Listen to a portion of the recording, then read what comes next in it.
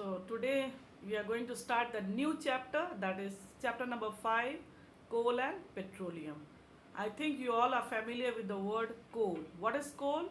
Coal is a black, hard, combustible substance or material that is used as fuels, and it is used in cooking and producing the electricity also. And earlier it was used in the engines to especially to produce steam. So that is the coal, whereas petroleum is a thick, dark colored liquid that is also used in the form of various products like petrol, diesel, kerosene, and other compounds like wax, etc. The coal and petroleum are called as the natural resource and they are called the fuels. So, in this chapter, you will study about these two fuels, that is the coal and petroleum. So, come to the chapter focus.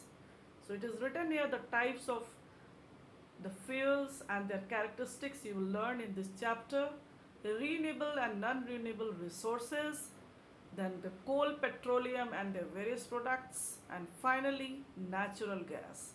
So coal, petroleum and natural gas are the natural resources. So come to the activity first. Identify the source of energy. So fill the following tables by writing the source of energy required to run a particular object. So number one is human being. So human being needs food. So we need food to obtain energy. So food is a source of energy. Number two, cooking. For cooking we use LPG gas cylinder, that is the liquid petroleum gas, then the kerosene oil and even the coal and wood. These are the source of energy. Next, running a car. A car is a vehicle and in which the diesel and the petrol and the diesel are used. Nowadays LPG is also used. Running a truck or a bus also require the diesel, the petrol. And burning a candle, that means candle is made up of wax. So wax is a petroleum product. So wax helps to burn a candle. So these are the source of energy which are required by the following objects. Now come to the topic types of fuels and their characteristics. So we need fuels to run various modes of transport, machinery in factories and cooking and the production of electricity. These fuels primarily comes from the nature, such as coal, petroleum and natural gases. And these sources takes millions of years ago to form, and hence they are in a limited form. So animal also need various sources of energy to survive and sustains. We human being also need food to carry out the various activities. So we eat food which provide us energy to carry all these activities. So nature provides various resources to fulfill these requirements. So these resources are called as natural resources. So resources are of two types, natural resources and man-made resources, that is artificial resources. So natural resources are obtained from nature, that is coal, petroleum, then even the sunlight, air, water. Whereas the man-made resources are medicines, then we have the paints, and also we have the electricity. These are the man-made renewable, these are the man-made resources. And natural resources are again of two types, inexhaustible natural resources and exhaustible natural resources. Inexhaustible natural resources means the resources which does not come to an end. It is unlimited and it can be reused, replenished for a long time. And examples are sunlight, water and air. Whereas exhaustible resources are prepared by the decomposition of plants and animals which are buried under the earth, and it takes millions of years ago to develop. Examples are coal, petroleum and natural gases. So So these are called as the exhaustible natural resources because if they are continuously used, they can be exhausted. That means they can be finished. They may come to an end and they are in a limited source. So that is about the inexhaustible and exhaustible natural resources. Now come to the last paragraph. We can define the fuel as a material that can be made to react with other materials so as to generate heat and energy required to perform work. Underline this line. So fuel are as a material can be made to react with other materials to provide heat and energy which is required to perform the work. So that is about the fuel. Now come to the characteristics or the quality of a good fuel. So what are the characteristics? Number one, it should have high calorific value. So what is calorific value? Calorific value can be defined as the amount of energy produced in kilojoule per kg when 1 kilogram of fuel is burned. So the use of calorific value is kg per kilojoule per kg. And remember, energy is called as the capability to do work. So whatever work we are doing, it is due to the energy. And the unit of energy is joule. So when 1 kilogram of fuel are burned, then it produces how much amount of energy? 1 kilojoule per kg. So that is the calorific value.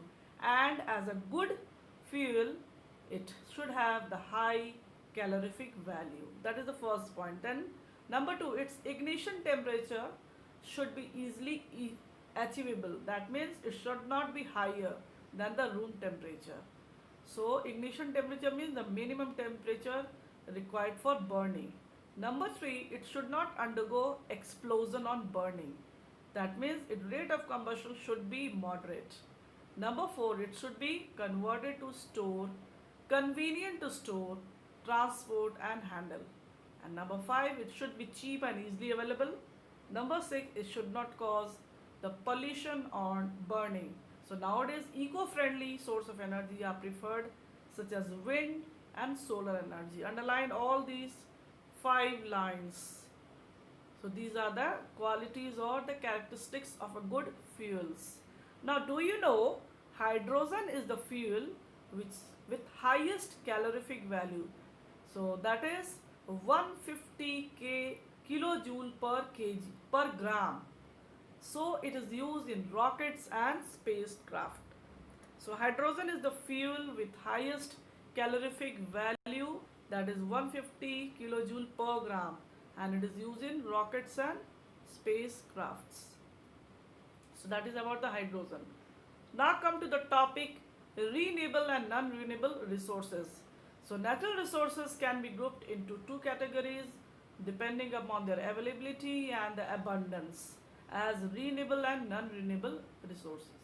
So renewable natural resources are also called inexhaustible natural resources, and renewable natural resources like air, water and sunlight which are present in abundance and they are unlimited.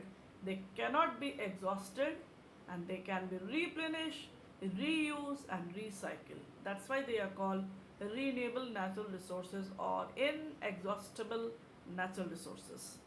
Number two, non-renewable natural resources. So first you take the renewable and then the non-renewable resources. So non-renewable natural resources are also called as the exhaustible natural resources because they are in limited, they are not in abundance, and when they are continuously used they can be exhausted. That means they can be finished or come to an end. So non-renewable resources are generally called as the fossil fuels. So fossil fuels means what? The fuels which are formed from the decomposition of dead and decaying plants and animals which get buried under the earth due to anaerobic conditions and geological changes that occurred millions of years ago. And examples are coal, petroleum, and natural gases. That means to make coal, petroleum, and natural gases, it takes millions of years ago. And if they are continuously used, they can be exhausted. That means they can come to an end because they are in a limited amount in nature. So that are called non-renewable natural resources because they take millions of years to be formed. So coal, petroleum are some examples of fossil fuels. Underline the fossil fuels that are formed from the decomposition of plants and animals which get buried due to the anaerobic conditions and geological change. Now, renewable energy and the non-renewable energy. Renewable energy means that can be recycled, replenished, and reused, and they are obtained from a renewable source of resources like the sunlight, then water and air. So, plant that are present in the forest, they do photosynthesis with the help of sunlight, and they form the biomass. So, biomass is a type of organic material that are prepared from the plants, and that are found in plants and the animals also. So that's why they are the form of renewable energy. Water is also a source of the renewable energy because due to the water, with the help of water, the electricity is produced. Then we have the sunlight. So with the help of sunlight, solar energy is produced, and even the geothermal means the thermal energy present inside the earth, below the earth's surface. There are so much of heat that causes the geothermal source of energy. And finally the wind also causes the renewable energy. So that means the energy which helps to do the work. So that is about the renewable energy. Now come to the non-renewable energy. So non-renewable energies includes the fossil fuels like coal, petroleum, and natural gas, and also the nuclear energy that is obtained from radioactive elements. So underline the nuclear energy, then we have the coal, then the oil, and also the natural gas. So these are the source of non-renewable energy, and non-renewable energy are can be exhausted. That means that can come to an end, and they are in a limited amount. So that is about the non-renewable energy and the renewable energy. Now come to the checkpoint. So checkpoint, what are the fossils? What are fuels? So fuels are the material that can add with other materials to provide the heat and energy so that the work should be done. So to perform work, fuels are used to provide heat and energy. Number 2, name 2 renewable sources of energy. The 2 renewable sources of energy are sun and water. Number 3, name 2 non-renewable source of energy, that is coal and petroleum. That's all.